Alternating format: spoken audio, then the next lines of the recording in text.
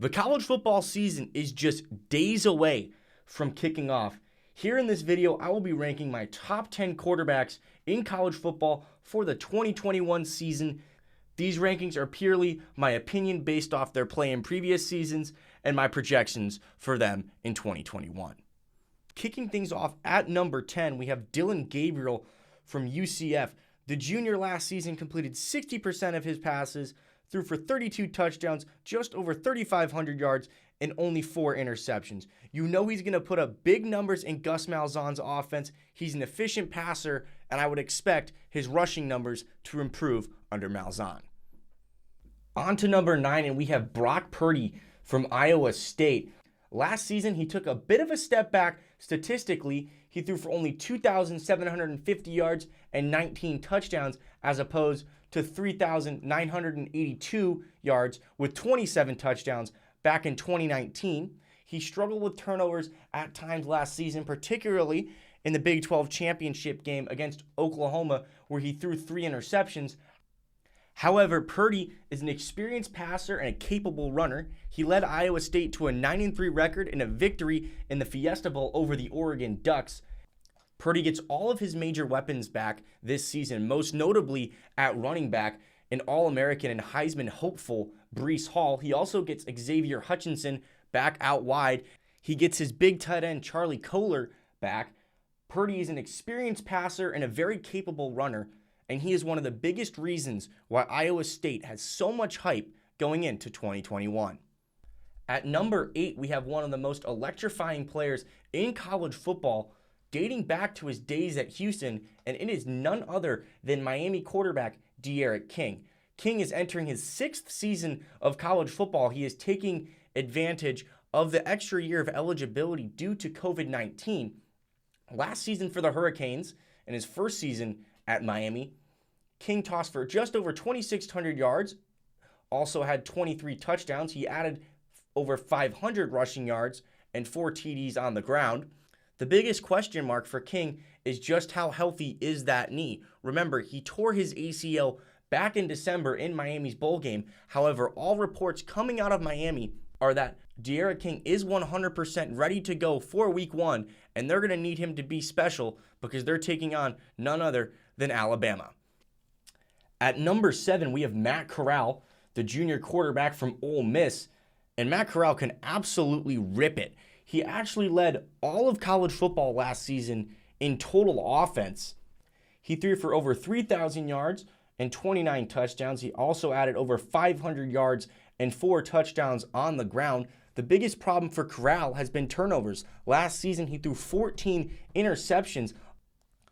A lot of times that ended up really costing Ole Miss. Think back to their 2 losses against LSU and Arkansas, where he threw a combined 11 interceptions. If he can get the turnovers in check, Ole Miss can have a part to play and make some noise out in the SEC West. Corral has a cannon for an arm. He can throw off platform on the run. He's very capable as a runner as well. And you know he's going to put up big numbers in Lane Kiffin's offense. At number 6, we have Jayden Daniels from Arizona State. He's a guy that not a lot of people have been talking about, and that's down to the fact that ASU only played in 4 games last season. But don't get it twisted. Jayden Daniels is an absolute superstar. He's a cannon for an arm. He throws a great deep ball, throws with touch. He's a very capable and fast runner. And most notably, he just does not make mistakes and does not turn the ball over. In his 2 years as a starter at ASU, he's thrown 22 touchdowns compared to only 3 interceptions. He's also added 7 touchdowns on the ground. When the game is on the line, that is when Jayden Daniels is at his best. He has led ASU down the field to score in crunch time in numerous games in his early college career. Just think back to his true freshman season to the games against Oregon, Washington State, and Michigan State. Just to name a few, I mean, the kid's got ice in his veins and just does not get rattled. He gets back a great running back tandem with Chip Trayanum and Rachaad White. He also has a plethora of young wide receivers at his disposal that now finally have a little bit of college experience. He's going to be in his 2nd year under offensive coordinator Zach Hill. This is the team that I cover on a daily basis, and I expect Jayden Daniels to take a big step forward onto the national scene in 2021. Now into the top 5, and at number 5 we have Clemson quarterback DJ Uiagalelei.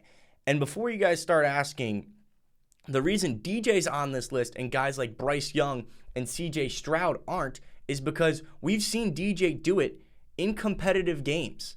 We saw DJ as a true freshman march into Notre Dame Stadium and light it up, throwing for over 400 yards and 2 touchdowns. Yes, Clemson did lose that game, but Uiagalelei was absolutely superb. In all of his action last season, he did not throw a single interception. The former 5-star is physically imposing. He's 6'4", 250 pounds. He's got a cannon for an arm. He can make all the throws that you want. He's such a powerful runner. With that big frame, he is just so hard to bring down between the tackles. Clemson's not going to be losing much after the departure of the number 1 overall pick, Trevor Lawrence, and they're going to need DJ to be great right off the start because they got an absolute showdown in week 1 against the guy who's next on this list. And that man at number 4 is, of course, JT Daniels of the Georgia Bulldogs.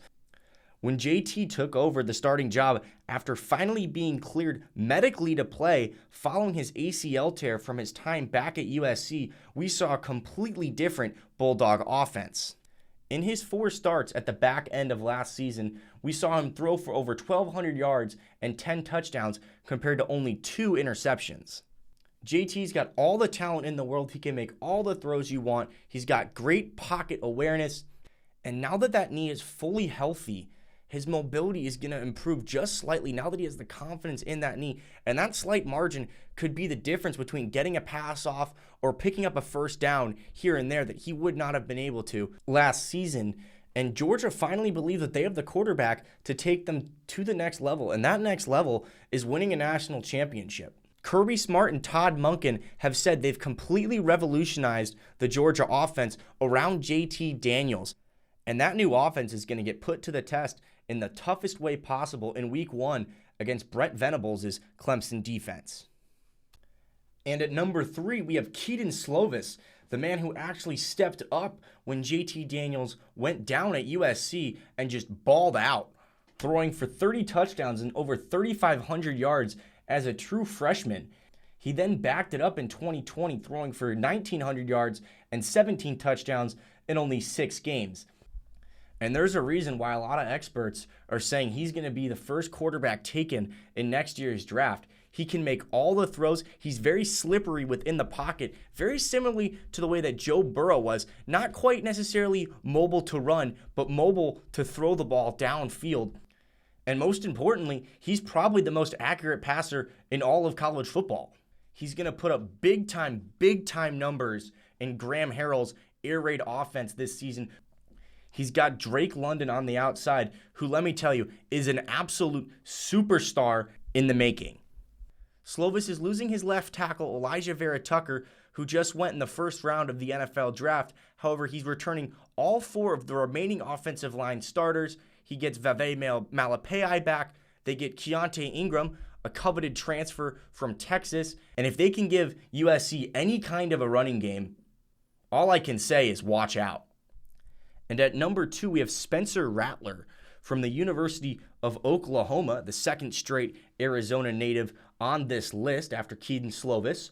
Rattler is the Vegas favorite to win the Heisman Trophy going into this season, with odds being set at plus 600 by BetMGM at the time of recording. And honestly, that would not be a bad bet, especially given that Rattler is playing in Lincoln Riley's offense. We've seen what Lincoln Riley has done with quarterbacks in the past, and we saw what Spencer Rattler did last season. Down the stretch, Rattler was playing some of the best football in all of the country. Last season, Rattler threw for just over 3,000 yards with 28 touchdowns, including a 3-touchdown performance in the Sooners' victory in the Cotton Bowl. However, he did struggle at times early on last season with turnovers and poor decision-making in key moments. But you can't deny the kid's arm talent jumps off the screen. He throws with velocity so effortlessly. It's just a flick of the wrist. So quick, he's able to throw on the run. He's able to throw from all platforms. He's also a very capable ball carrier. At times, he's just created problems for himself with bad footwork and poor decision-making. Before we get to the top spot, let's take a look at some honorable mentions, you guys are looking at a graphic on your screens right now of some guys who just missed out on the top 10, and there's some really good quarterbacks who just are on the outside looking in of this list. You got guys like Bryce Young and CJ Stroud, who we just haven't seen play any competitive snaps at the collegiate level yet. I think they're both going to be really good, and they're playing for really good teams. They have all the weapons and the talent around them to succeed. However, we just don't know yet exactly what they're going to be at the collegiate level because we haven't seen it. There is still a health question mark over Michael Penix Jr. and his knee. Then you got guys like Desmond Ridder, Max Duggan, Grayson McCall, Malik Willis, and Carson Strong, who are all really good quarterbacks, but they just missed out on the top 10 because I think the other guys are just fractionally better and are going to have a bigger impact on college football in 2021. And at number 1, the best quarterback going into the 2021 college football season, we have Sam Howell from North Carolina. Howell is now going to be in his 3rd season in North Carolina's air raid attack. He's thrown 68 touchdowns through 2 seasons, more than any ACC player ever through their first 2 seasons. He's got a very live arm, and he's the best deep ball thrower in college football, in my opinion. He's not the most dynamic runner. However, he is athletic enough to extend plays and pick up yards with his feet. When Howell does run into a bit of trouble is when at times he'll bounce around on his feet too much in the pocket, which can lead to some inaccuracies. Also, at times, he tends to lock onto his initial read and be too aggressive with it. Howell and the Tar Heels are losing some key offensive pieces with Dyami Brown and Daz Newsome out wide and Michael Carter and Javonte Williams at tailback. However, the replacements are more than talented enough, most notably Khafre Brown, Dyami Brown's younger brother, and Ty Chandler, the Tennessee transfer, at running back. Mack Brown in North Carolina hope to challenge Clemson in the ACC this year. This is the best team that they've had in years, and Sam Howell is right at the center of it. This was an extremely tight list, a lot tighter than it would have been in a lot of previous seasons, and where Howell really separated himself from the rest of the pack has been his consistency over the last couple of seasons. Thank you guys all for joining. Let me know what you guys agree with and what more likely you guys disagree with in the comments below. Don't forget to like and subscribe. Until next time, I'm Chaz Messman. See ya!